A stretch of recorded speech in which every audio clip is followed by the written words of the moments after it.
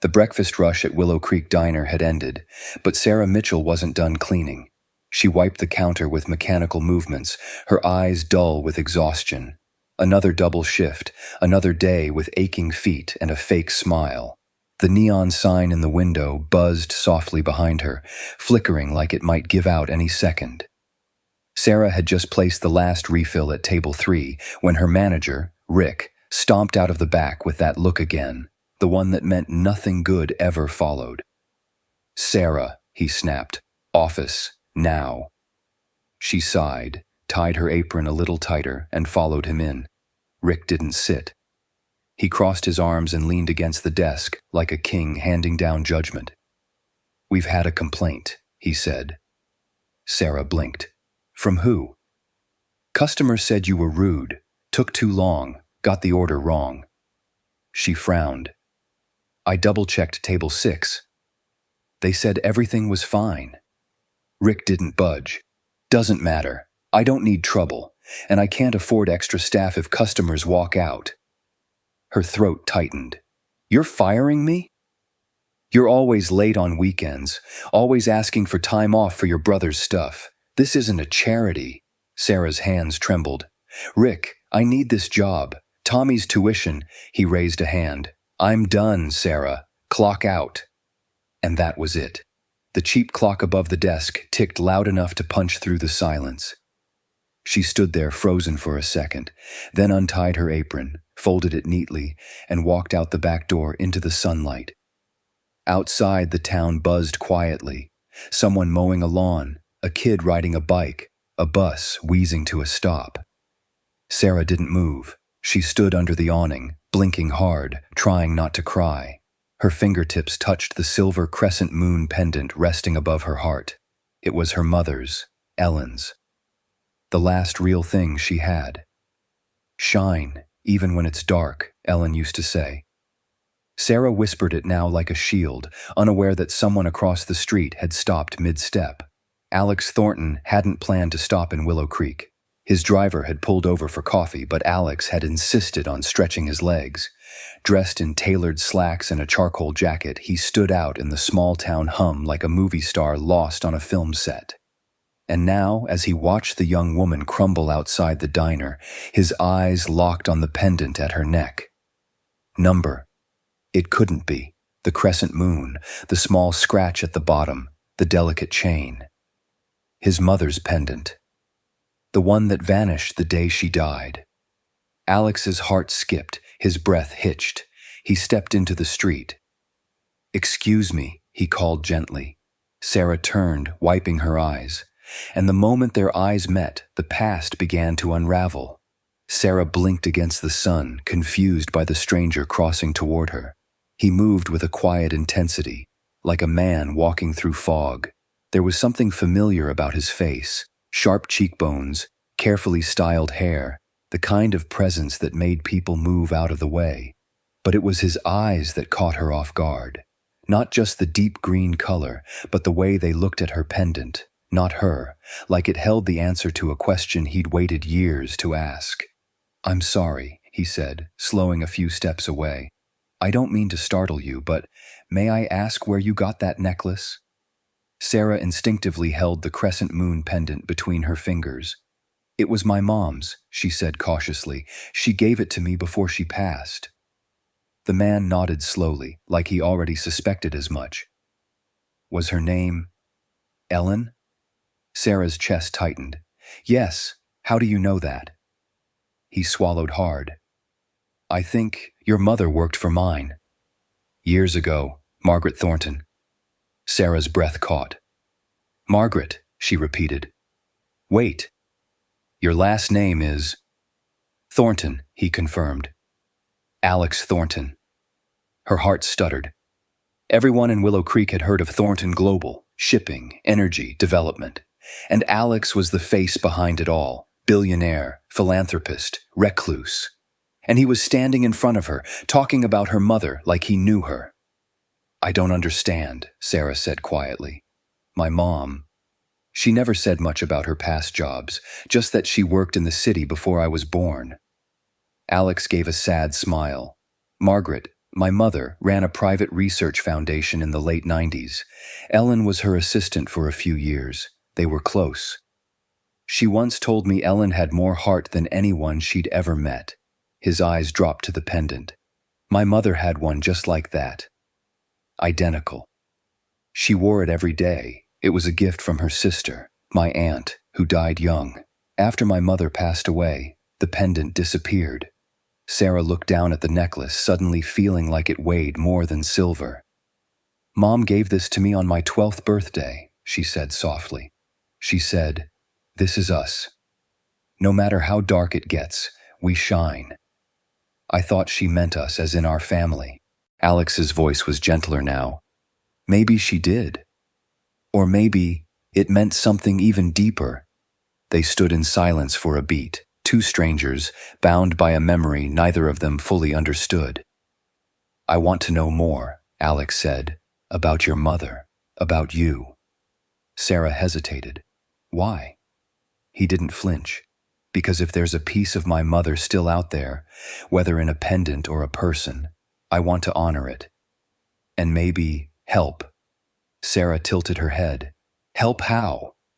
He smiled for the first time. "I'm starting a foundation, in my mother's name, for people who grew up the way you did.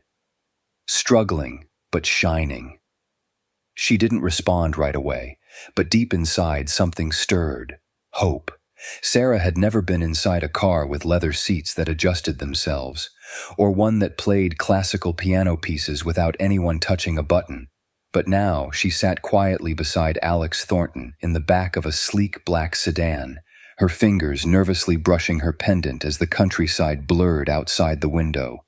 She wasn't sure what she was doing. One moment she was being fired from a job that barely paid the bills, and now she was heading toward a billionaire's estate, all because he recognized her necklace. It felt like a dream, or a setup. "So your mom never talked about Margaret?" Alex asked, watching her without staring. Sarah shook her head. "She talked about hard work, bad bosses, saving every penny, but never anything about working for someone like, well, someone like your family." Alex leaned back, arms folded. "That sounds like Ellen. Quiet loyalty." Sarah looked over. "You really remember her?" He smiled softly. "She used to bring my mom these strange teas, herbal things, said they helped with migraines. I remember thinking she was like a fairy in a nurse's uniform, gentle but mysterious." A small smile crept across Sarah's face. "Yeah, that sounds like her." As the car pulled through wrought iron gates, Sarah caught her breath. The Thornton estate wasn't flashy. It was something older, more dignified. Ivy-covered walls, wide windows, and a tall oak tree in the center of a stone courtyard. Everything about it felt distant from the life she knew. Inside, the house was even quieter, echoes softened by rugs and high ceilings. Staff moved silently like ghosts, nodding respectfully at Alex but eyeing Sarah with curiosity. He led her to a small library, wood-paneled, filled with dust-danced light. "This was my mother's favorite room," he said, "and it's where we'll build her legacy." Sarah hesitated at the threshold. "You're serious about the foundation?" Alex nodded. "The Margaret Thornton Foundation, focused on kids from towns like yours, bright, overlooked, stuck." He turned to her. "And I want you to be part of it. Not just as a name. I want you to shape it. You've lived the struggle. You understand it." Sarah stared at him. "Why me?"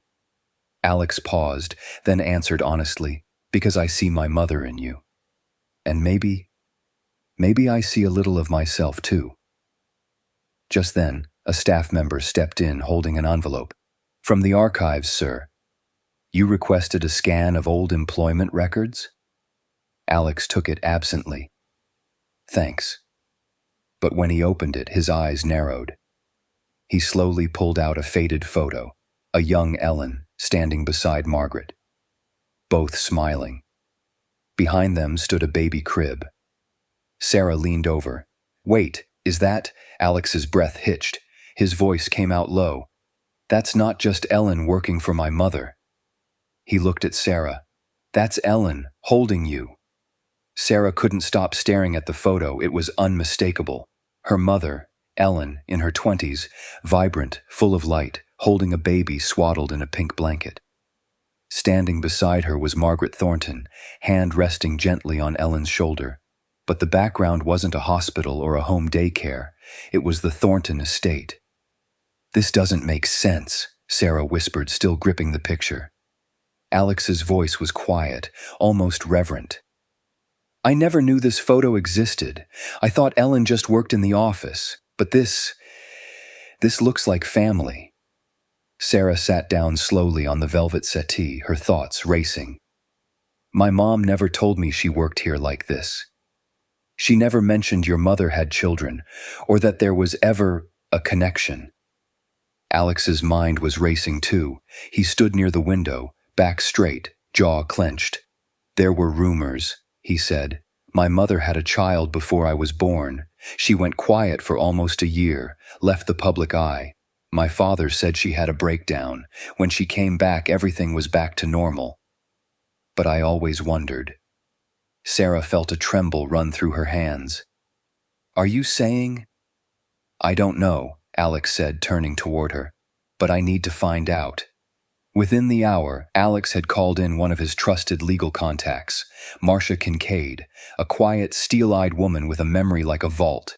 She arrived at the estate with a locked briefcase and decades of knowledge. "You're asking me if Margaret Thornton had a child outside of her marriage and gave it up?" Marcia said plainly. Alex nodded. "We have reason to believe Ellen Mitchell may have taken that child in, raised her as her own." Marcia opened the briefcase and pulled out a leather folder. "Your mother gave me sealed documents years ago. I never knew what was inside, until now." She passed Alex a birth certificate. Sarah leaned forward. Her heart nearly stopped. It listed the name, Sarah Margaret Thornton. Mother, Margaret Rose Thornton. Father, unknown. Adoptive guardian, Ellen Marie Mitchell. Sarah's hands flew to her mouth. Her entire body went cold. "I don't believe this," she whispered. Alex just stared at the paper, stunned. "You're my sister?" They both sat in silence. Not joy, not anger, just the crushing, surreal weight of the truth. "I don't know what this means," Sarah said after a long silence. "Does this make my whole life a lie? Was Ellen hiding me?" "No," Alex said firmly. "She wasn't hiding you. She was protecting you. My mother must have trusted her more than anyone, enough to raise you, love you." "But why?" Sarah asked, shaking her head. "Why wouldn't she raise me herself?" Neither of them had the answer, but they both knew one thing. This changed everything. For 2 days, Sarah stayed in the guest house on the Thornton estate, barely sleeping. Her life had split clean down the middle. She wasn't just Sarah Mitchell from Willow Creek anymore. She was Sarah Thornton, daughter of Margaret, sister to Alex, but every time she thought about it, she felt like she was betraying the woman who raised her. Ellen had worked 2 jobs, skipped meals, walked in the snow to get Sarah cough syrup when they couldn't afford a car. And now, that love felt like a secret wrapped in velvet lies. "I need space," Sarah told Alex that morning. He understood. "Take all the time you need. Just don't disappear." She nodded, but left anyway. That same day, trouble came from another direction. Victor Crane. He was tall, sharp, and snake-slick. Alex's oldest investor and the silent majority holder in 3 of the Thornton subsidiaries. Victor had never liked sentiment, and now sentiment had a face. Sarah. "A waitress with a pendant turns out to be your long-lost sister," Victor said in the boardroom that afternoon. "It's poetic, and also terribly convenient." Alex's jaw flexed. "She didn't know. Neither did I." Victor chuckled. "That's what worries me. She's your sister one day, your employee the next." "What's next?" "CEO. She's not after anything." "No?" Victor tossed a printed article across the table. "Then explain this." The headline read, "Waitress to Heiress?"